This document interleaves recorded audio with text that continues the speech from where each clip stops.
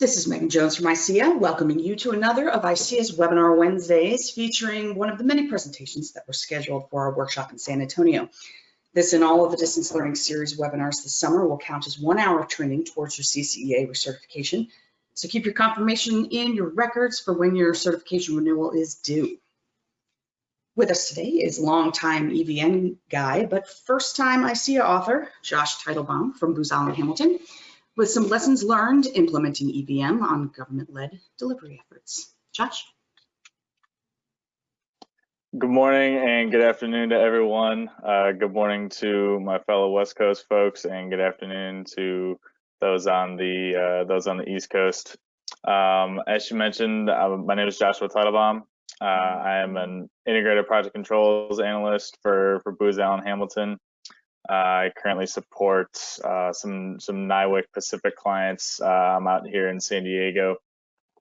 I've been at Booz for my whole career. I come from a financial background. I went to UC San Diego and majored in management science. The project I'm on is the second government-led IPC/EVM project that I've worked on, and starting to find a bit of a niche in government-led delivery efforts implementing EVM, and there's some pretty stark contrasts and challenges that come with implementing EVM and IPC efforts on government-led delivery to out in industry. And so thank you all for joining me. And as you mentioned, please feel free to ask questions as they come up. So. Agenda-wise, we'll first touch into project controls and EV, and just an overview of what that entails on a government-led delivery effort, what we do in terms of what works and what doesn't, and then challenges and lessons learned. So a little bit of background. So as mentioned, I support NIWC Pacific clients. NIWC, for those that for the uninitiated, stands for Naval Information Warfare Center. It's out here in San Diego. It's an Echelon 3 command. It primarily supports NAVOR, which is an S2 command here in San Diego. So NIWC PAC has been implementing an integrated project control system for the last several years now to coordinate planning and management of technical work in a joint system. The project I currently support is called C2P. The project I used to support is called DSIGS, Distributed Common Ground System Increment 2. C2P stands for Command and Control Processor. The initial summary of requirements and plan of action are shown below, and I'll get into a little bit more detail. So as far as the basis for the EV and IPC efforts on the government system efforts that we implemented on, the ANSI 32 guidelines were used as the foundation for the process that we developed and how we wanted to implement them. A key stipulation is that at this time, NIWC PAC is under no formal EVM requirement, and so as a result, we really consider them EVM light. We'll dive into in the rest of the presentation things that create challenges or create potential hurdles or roadblocks as to why it's a little bit more difficult to implement full EV on government projects as opposed to out in industry.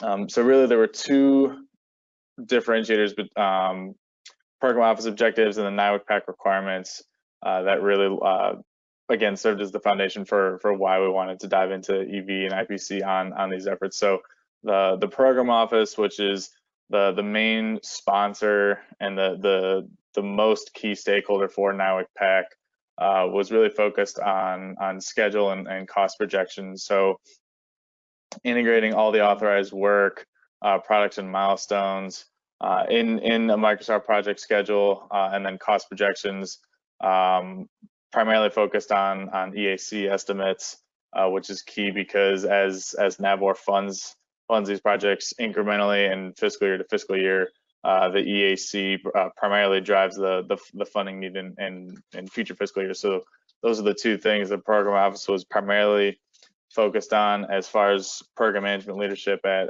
NIWC PAC, they were focused on performance management, subcontract management, organization reporting, and then of course change control, risk management, accounting, managerial analysis. So the marriage of the program office objective and the NIWC PAC requirement really centered on the first two, so cost and schedule and cost projection, because that was those first two was really what the program office was focused on, is hey, are we going to get our product on time, and B, what's it going to cost? Are we going to meet that cost?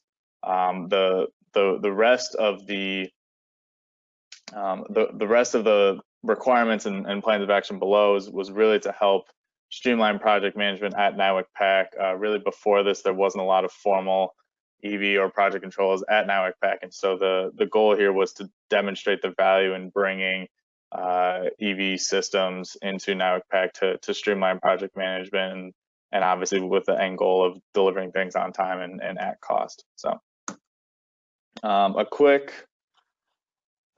quick review of the 32 ANSI guidelines for those that have a rudimentary to little knowledge of EV. And it's really structured into 5 groups. So organization, so basically how you design your project. So work scope and project organization and WBS and OBS, integrating those processes, overhead, and then when you integrate the WBS and OBS as control accounts, then you go into planning, schedule, and budget. So different aspects of the 32 guidelines that go into how you plan your project from a schedule perspective, how you plan it from a budgetary perspective, what kind of work is discrete versus what's called level of effort, which is work that's not really tangible. It supports the project, but it's not exactly like there's a finished product. So program management type efforts is a good example of LOE. And then near-term, far-term work, work packages, planning packages, stuff like that. Accounting, so basically how do we bring in actual costs, analysis, basically, okay, looking at what happened and making sense of it. You know, is it what happened? Is it good or bad? What does that mean? That kind of thing. And then revisions if necessary. So tweaking things if you have to make a schedule change, BCRs, full official P&B changes, things like that. And so these 32 guidelines here are what you have to do if you're officially integrating an EVM on a project. And so when we say EVM light, this is what we mean. So these are really the 23 guidelines that we follow. We didn't 23. We started at about half, and obviously the end goal is to work towards all 32 guidelines, because again, it makes your program management more efficient, right? It allows for more accurate estimating and forecasting and really profound analysis that not only tells you what's happening, but why and what's going to happen. And so the 4th guideline, overhead management. So really the reason why there's not a lot of, if not any, overhead management is really due to budget constraints from the program office. There's really just not a lot of money to go around just to sit in overhead or management reserve. The program office funds a lot of different projects, obviously, and there's obviously a finite amount of resources, and so there's just not a lot of flexibility in place to have money just sitting there when another project could definitely use it. As far as guidelines 13 and 14 for establishing overhead budgets and identifying management reserve and undistributed budget, really the same reasoning. Again, there's just not a lot of excess resources that are available just to just sit and hang out, right? If additional funding is needed to complete a project, it must be identified earlier than when it's needed, which is obviously the importance of forecasting, and then requested from the program office, as opposed to having a rainy day fund. So guideline 18, summing direct costs by OBS. So that's really in work. It's not yet established, but it's a near term goal in terms of, what are the guidelines that we're short on, that we're striving towards. And the main reason is just program management is much more concerned with performance and cost collection at the WBS level, as opposed to the OBS level. as far as guidelines 19 through 21, program costs here are difficult to differentiate between active baselines and prior, what they call sustainment baselines. And so recording indirect costs, unit lot costs, or material accounting, those tend to blend together. And so the program manager has a different source of funding for those types of costs. And it's a stretch goal to differentiate these costs for future baselines, but the difficulty is in identifying which costs are exclusive to new development baselines, which we implement EV systems on, IPC systems on, and which are ongoing. Analyzing indirect variances, really the same reasoning. And then guideline 32, documenting P&B changes. So we have a formal BCR process in place, but formal intense P&B changes haven't really been made or needed yet. So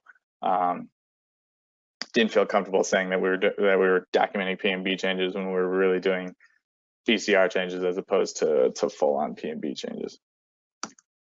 So what I'll next go into is the management process overview. So how we set this up, and then along the way we'll go into challenges that come up, lessons learned during implementing each one of these 8 steps, basically what goes into them, and then the hiccups, the hurdles that come along, and how we've overcome them if we have, or what we plan to do if we're still experiencing those challenges. So what's really important before diving into the planning and baseline development is really the traceability of our program artifacts. And so really where it all starts is in the technical planning summary. And so that drives the scheduling and the actuals, because we want to know what work it is that we're planning and what work it is that we're capturing costs towards, right? So the scheduling, the actuals, and then integrating those two, the scheduling, the actuals, and the performance is the EVM integration. And you're seeing really screen grabs right now of the Microsoft project schedule, the Excel-based EVM tool that we use, as well as actuals from a government accounting system called Navy ERP that some of you might be familiar with. Obviously, the next step would be reporting, and then change control if necessary. So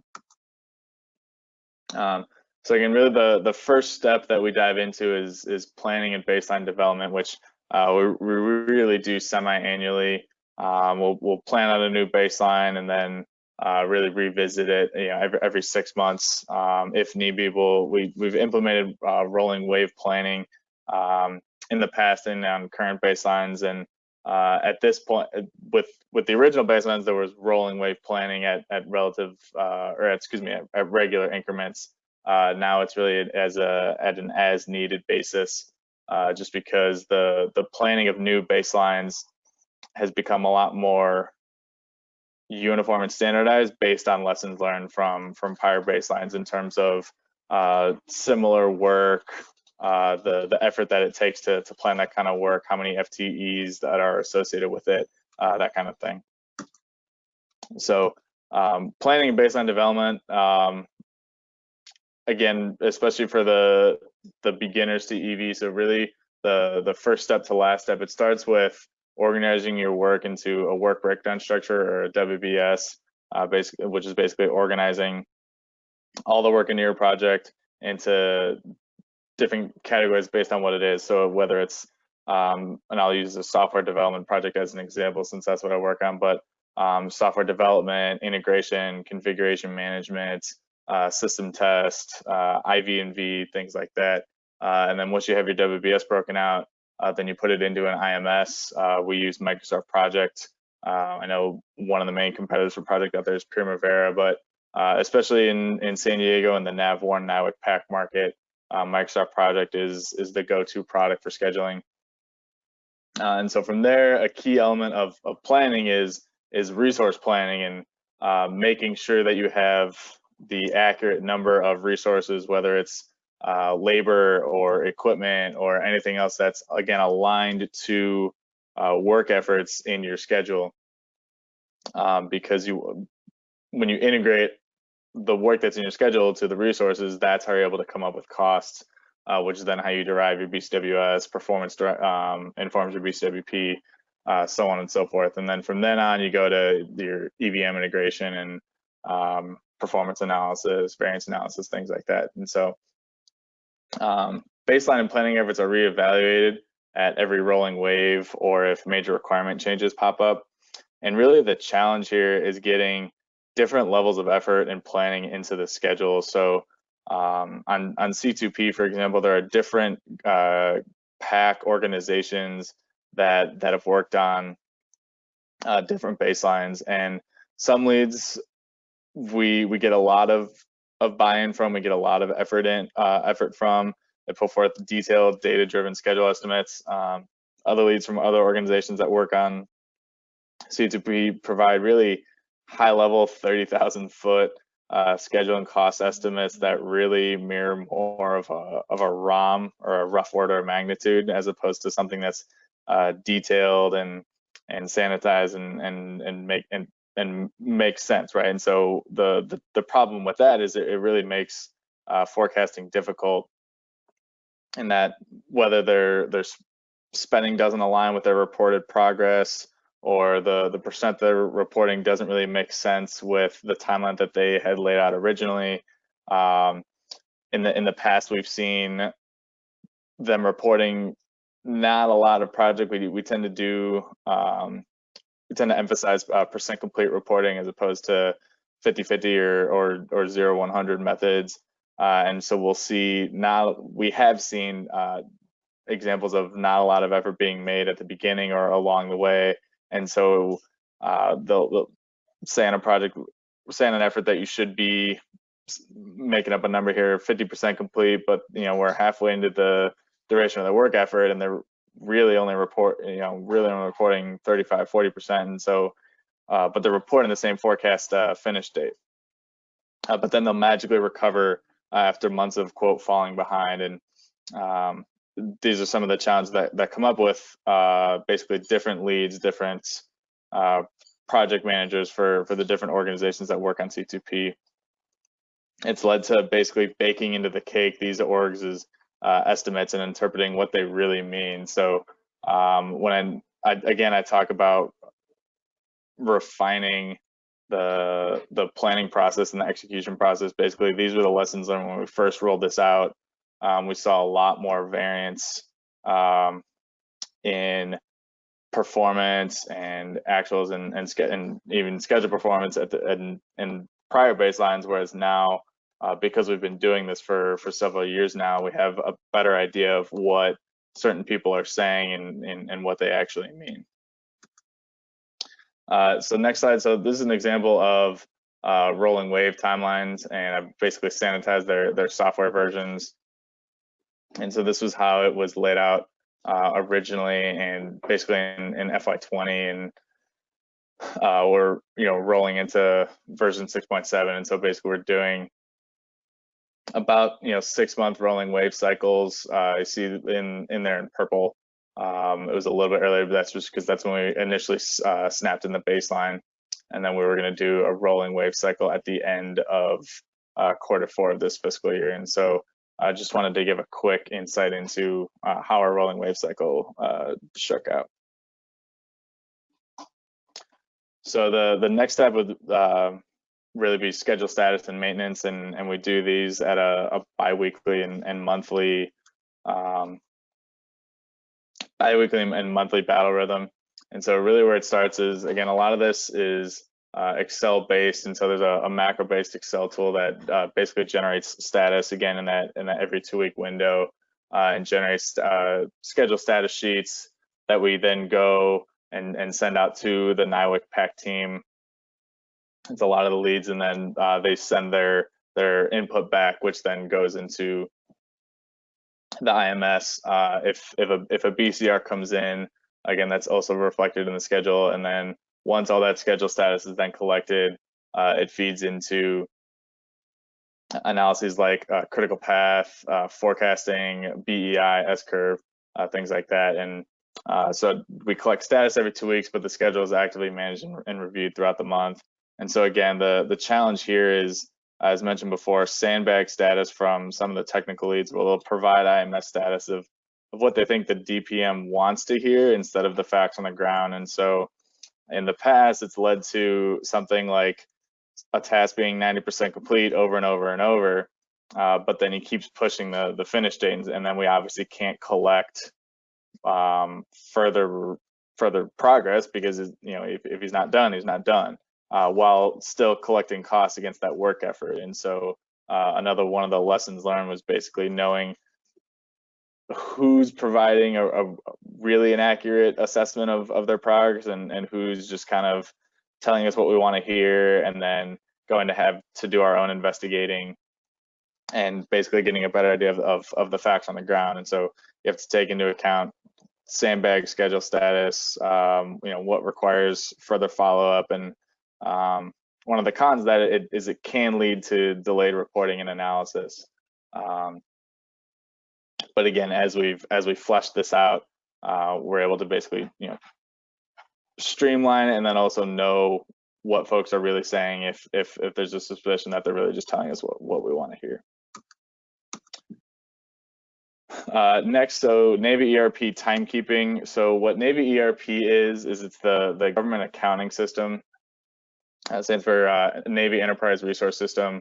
And so integrating different aspects of EV systems is really key here. So you have your WBS, your IMS, and then setting up a WBS in Navy ERP so that you have charge codes for the government team to basically align their time to, right? And so every week we have charge codes that are integrated with work efforts in our schedule, do a quick review with program management, and then send it out to the team so that since the government workers charge on a weekly basis, we're ensuring that they're charging their time accurately. It aligns to the IMS, and so the time grids that we send out not align to the IMS and the WS, but the main challenge here is that in time reporting from the contractors, it differs from time reporting from the govies. So the govies charge their time every week, and then for the contractors, we collect their time every month. And so there's different battle rhythms for time card collections, since the program manager for C2P pays his contractor bills monthly, as opposed to when the govies charge their time, their costs hit every week. And again, really the challenge here is the reporting from the contractors and investigating how much time they actually spend on active baselines versus prior baselines. The main reason here is once a baseline goes through production and has been sent out to the fleet, then it becomes a prior baseline and is on sustainment as opposed to active development. And NIWC and 150 really only want EV run on their active baselines in development in RDT&E, as opposed to OMEN type sustainment baselines. Another challenge is improper time reporting is that if an FTE has charge code authorization for different efforts on different baselines, so let's say he's authorized to work on patching or other software maintenance on prior baselines, as well as work that he's aligned to and assigned to on current baselines, is he being accurate? Is he or she being accurate in what they're reporting for time they're spending on active baselines versus current baselines? Because they're obviously going to be planned to work at a certain percentage of their time, 50%, 75%, 100 if they're full time. But if they have to spend, if something comes up and they spend some of their time on sustainment baselines, then you're obviously going to see a variance in your cost performance, and then we'll then have to go investigate and explain what's going on. So one of the checks that we put in place to help control project controls here is basically a time card audit tool. It's a macro-based Excel tool that program management uses to basically check once a government FTE inputs their time, the program manager will run it against a list of charges that he knows they're authorized to charge to, and so it'll flag a missed charge code if they charge their time to development for a certain piece of capability if they're not authorized to. So it was one of the checks that we put in place It guards against, again, mischarging codes, but the shortcoming is proper time capture if an FTE has multiple charge codes, because there's only so much oversight that one can do in situations like that. Next, we'll go into actuals collection. We do this on a weekly and monthly basis. The monthly actuals really ties into performance metrics on the monthly basis, so we'll cover that in a little bit. So actuals, so what we'll do is we'll run prior weekly name runs, and then basically we check the actuals to what the team members are supposed to be charging to. And so what you see on the left is a screen grab of, again, an export from the Navy's accounting system, ERP. We'll look at the name run report for what a certain person is supposed to be charging to. For the contractors below, since they're embedded in the government team, the developers are about split. They're half govies, half contractors. Basically have to check it every month with the contractor PM and sanitize it with the government lead, the government PM, and say, hey, this is what she says her team is charging. Is this making sense? Is this run contrary to what the facts on the ground, that sort of thing. So as far as how the actual cost collection works, the actual cost hits Navy ERP. Another one of the challenges, that comes up. So NAVWAR, as I mentioned, is the most important stakeholder and the most important sponsor of NIWC PAC. But their actuals, their Navy ERP hits a couple weeks later than it hits for PAC. And so PAC will report costs on a certain date for what they've spent on a project. But on that same date, NAVWAR's Navy ERP is running about 2 weeks behind. And so the actuals basically won't line up between what the business financial manager BFM for PAC is saying versus what the BFM for NAVWAR is saying. And one of the challenges in the government world is benchmark execution. So basically, government projects and program offices are held to benchmark execution, meaning they have to spend a certain amount of their funding by a certain timeline in a given fiscal year. And one of the reasons why we experience benchmark concerns from the program office, why we hear from them a lot, is about half of the PAC team are contractors. And as I mentioned before, the PM pays his contractor bills monthly as opposed to charging them weekly, like how his government FTEs charge. And so in a given month, if NAVWAR runs their accounting system to see if the project is meeting financial benchmarks, he might not see an accurate picture because the contractors haven't been paid, and the contractor bill, hasn't been paid, and as they represent half the team, it's a substantial amount of money. And really where this comes, where the hiccups can come in, is that if a program manager carried in funding from a prior fiscal year, he may be executing the funding as the spend plan and PMB laid out, but he may be behind fiscal year benchmark execution. And marrying benchmark execution and EV together can cause the program office headaches from both the benchmark perspective and the EV perspective, because if the program management leadership and the program office is super concerned with meeting benchmarks and they want to spend money for the sake of spending money, it's going to artificially inflate your cost metrics, which might give you an unrealistic picture of what things of what it's going to cost later on. It'll throw your forecasts off. And so again, trying to keep the BFMs happy with benchmark execution and program management happy with proper EV implementation can be a big challenge. So next I'll dive into performance metrics and funding, which you do at a biweekly and monthly time rhythm. So following the collection of IMS status on a biweekly basis, we run those results and analyze them with the leadership and the team. EV metrics we do monthly, and the process is pretty much the same, where basically the status comes in, we run the analysis, and then review it with leadership, and then basically discuss A, what happened, and B, what's going to happen, what are our forecasts saying, any mitigation steps if risk pop up, that sort of thing. again, for the beginner crowd here, a couple examples here. So on the top right, you see another example of rolling wave planning. Middle right, you see critical path analysis. Bottom right, you see BEI, baseline execution index analysis.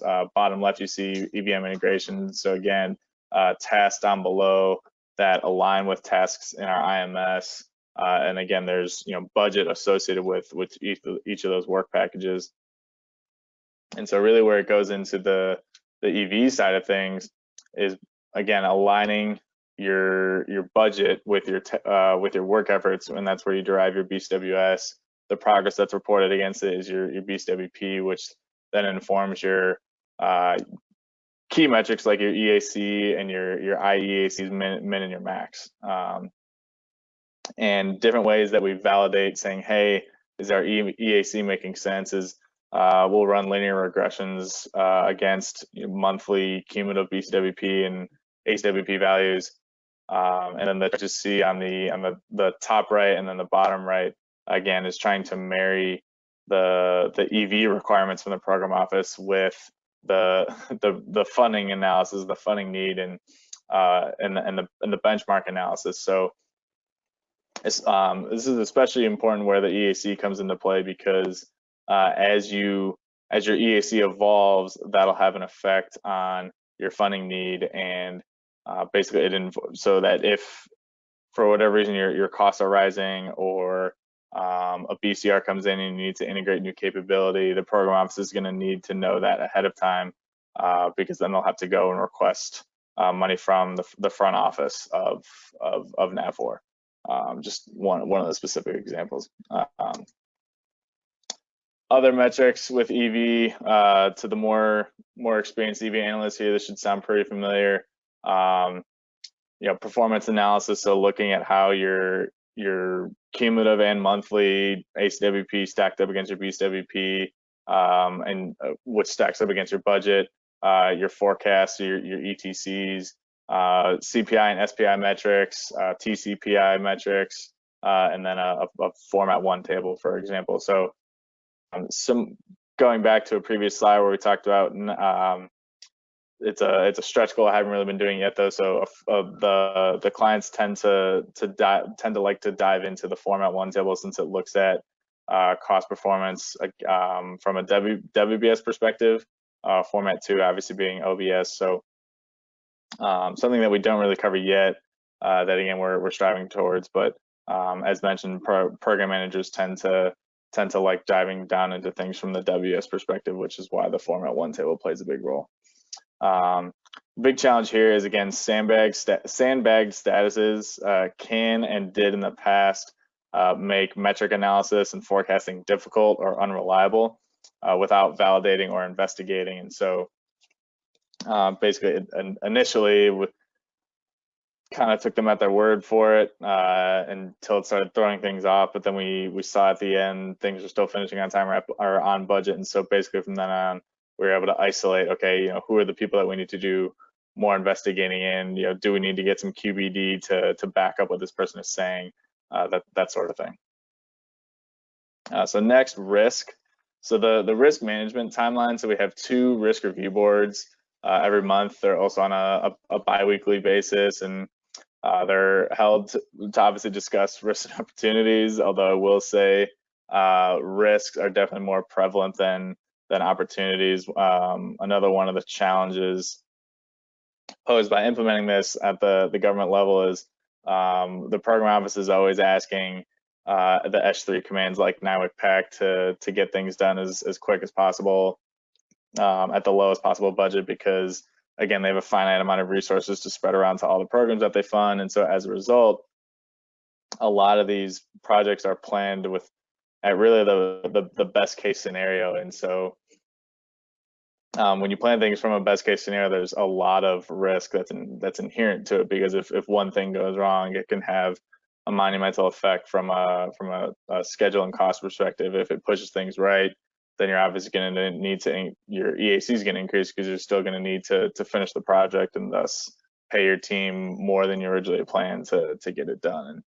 And as far as how the risk meetings work, the first one, you review the risks, And then the second one is any impact analyses, that are needed. So as far as the management process, basically the PAC team gets together, discusses any risks in the risk review board, basically assesses the value of it. You obviously have to quantify the value of the risk. Is it low risk? What's the impact? So not likely versus very likely, and a negligible impact to a catastrophic impact. And basically the costs that are associated with those risks, why that comes into play is it affects the EAC. So basically, if you sum up the value of the cost value of the risks and tack that onto your EAC, basically it becomes an EAC with factored risk and opportunities. So let's say you had a $4 million project, a $3 million project with an EAC and a $2 million worth of risk associated with it, then your EAC with factored risk and opportunities would be $5 million, for example. So the program has risks to active and prior baselines. So again, another lesson learned here is that not all risks will necessarily have a cost effect on the development baseline's EAC. And then I'm sure for a lot of people watching here, COVID's introduced a new risk, right? So one of the mitigation steps that we're doing is basically called a ROM, or a restriction of movement. So if someone is thought to come into contact, or if they have to go out and do an install, basically they'll be put on a restriction move. They won't be allowed to come in for 2 weeks, and then other teammates will have to pick up the slack. So again, if we're missing somebody, then you're either gonna have to ask for improved efficiency from the team, or folks to stay later if you don't want things to slip. And so wanted to provide a current event type risk for those watching. So second to last, so CTP reporting. We'll just dive into some of the reporting that we do. So IMS and critical path analysis, SRAs. So again, quantifying from a schedule perspective, what kind of impacts that would happen to the project and the schedule. EACs. So again, running you're basically looking at your budget and then comparing your EAC to your BAC, running a regression against your cumulative performance values and your cumulative actual cost of work performed values, and seeing, hey, is our manual EAC making sense when we compare it against the IEAC or our regression EAC? It's basically another way of checking or validating that our estimate and our forecast is making sense. More reporting, so standard EV metrics, right? CPI, SPI, TCPI, schedule variances, cost variances, format ones, things like that. We'll do funding analyses, like we said, because we're still beholden to our sponsors, and they have benchmarks that they prioritize, and so other non-EV analyses that will integrate with our monthly battle rhythm. And then last but not least, I'll talk a little bit about the other analysis and reporting that we do from a weekly perspective, or ad hoc, or monthly. It really does depend. So we'll do a contractor IPMR analysis, and basically do an independent analysis of the EVM and IMS metrics submitted by the contractors prior to incorporating it with the NIWC PAC piece. We'll do software development and sprint analysis, since there's basically been a split off of one of the main efforts of CTP, and they're now using agile software development. Any ad hoc things that come up, so cost and schedule impact analyses, what ifs, based on requirements adjustments, or any ask from the program office or project management. Technical team reporting. So basically providing the technical team leads distinct reports or schedules to support their separate efforts. Again, that's ad hoc things that come up. BFM support. So as the new project controls processes have been implemented, the NIWC PAC BFM efforts have evolved, and it's required new tools or training on these processes or methods. So we'll develop these tools or processes to help the BFMs streamline their efforts, make them more efficient. The program manager wants the BFM to be more integrated with the EV side of his program, as opposed to just focusing on more traditional BFM responsibilities. And then lastly, so Tableau dashboards. So in recent months, we developed Tableau dashboards for EV metrics, funding analysis, IMS metrics, and financial forecasts. And we developed those for the program manager, and they're updated bi-weekly and monthly as well. So second to last, so just wanted to highlight known shortcomings, difficulties, and challenges. So and they tend to differ based on, okay, is it an S3 thing, NIWC PAC, or is it an S2 thing, program officer or headquarter processes? So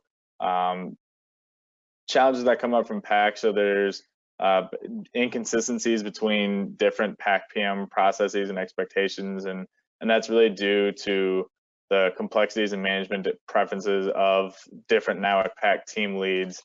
Not all EVM processes can be fully adopted, so that really goes back to what I was saying before about how different leads, different PMs for the different orgs that work on C2P, some will provide really in-depth schedule and cost estimates. They'll make themselves really available for those planning sessions, cost and schedule-wise, and some will give those 30,000 foot view, rough order magnitude type estimates. And so when we experience the latter of that, again, that prevents a challenge to fully adopting EVM processes.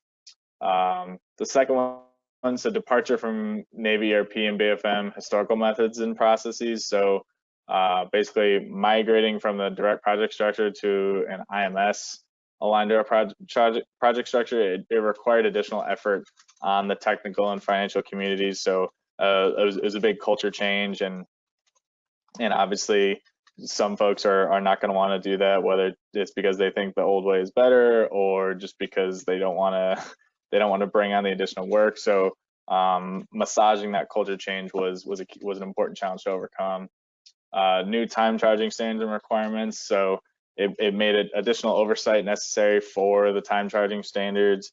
It was more effort on behalf of each team member, because it required them to track their time to the different work efforts, which they weren't used to doing. It required more effort on the program management for oversight. So again, it was a big culture change, and fortunately it's established and expected and regular now, but it was a big hurdle to climb at the beginning. Program office challenges is a whole different deal. So budget structure process and benchmark expenditures. So I touched on the benchmark expenditure challenge before, but so NAVOR traditionally requires a new Navy ERP structure to be built every fiscal year, and the challenge in that is it separates the collection of actuals into multiple pieces, basically broken out by fiscal year. And so every year we have to come up with new charge codes, since they're on different funding documents, since the program will get FY20 funding, FY21 funding, so on and so forth. So instead of having just the one charge code to charge to a different work effort, if it spans fiscal years, you're going to have to change charge codes, since their structures are built every fiscal year. Furthermore, touched on it previously, the benchmark expenditures. Again, it's tough to marry that with EV, because if you're behind benchmarks, even if you're working according to your spend plan and your PMB, but the PAPM and the program office is pushing benchmark execution, if you do it that way, then your actuals are going to be artificially high, and you're going to have an artificially high EAC if you do nothing. And so at times integrating EV into a government-led project can be difficult because of benchmarks and carrying and things like that. Another challenge is support contract access to Navy ERP. So folks like me, basically government policies limit contractor access to Navy ERP, and good EVM structures or project control standards require more oversight and coordination between the technical and financial communities. And then vendor contractor contracts performance reporting. So current contractual for contractors with no EVM requirement they lack any meaningful PM reporting. So last but not least, just a quick summary. So at this time, PAC is under no EVM requirement, and we consider the IPC efforts EVM light. The project controls process we adhere to follows 23 of the 32 ANSI guidelines, and then the 8 steps that we were going through in the management process with varying timeframes ranging from weekly to semi-annually. And then just a quick TLDR. So challenges exist, but the progress is tangible, and the process evolves. So I was told I had 45 minutes, and I just missed it at 9:46 to allow time for questions. So if you guys have anything, please let me know. My contact info is on this slide, and also wanted to leave time to plug the call for papers for the ICEA 2021 conference. So, well, so far your time and fraction is just fine because we haven't gotten any questions yet.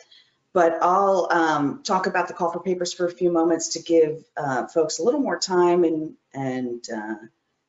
give you the courage to ask some of those questions. The call for papers for the 2021 workshop is available now. It's at iceaonline.com/CFP2021, and we're accepting abstracts through November 3rd. To everyone, thank you for listening. Like I said, wanted to leave some time for you guys to ask questions if need be. So, well, we've got your contact information up there. If anybody happens to miss writing it down, you can of course contact the ICEA business office, and we'll be happy to pass you along. But then I guess we'll just call it a day. Thank you so much for your time, everyone. Thank you so much, Joshua, for your presentation, and I look forward to hearing of you guys next week. Cool. Thank you, everybody. Thank you so much. Have a good afternoon.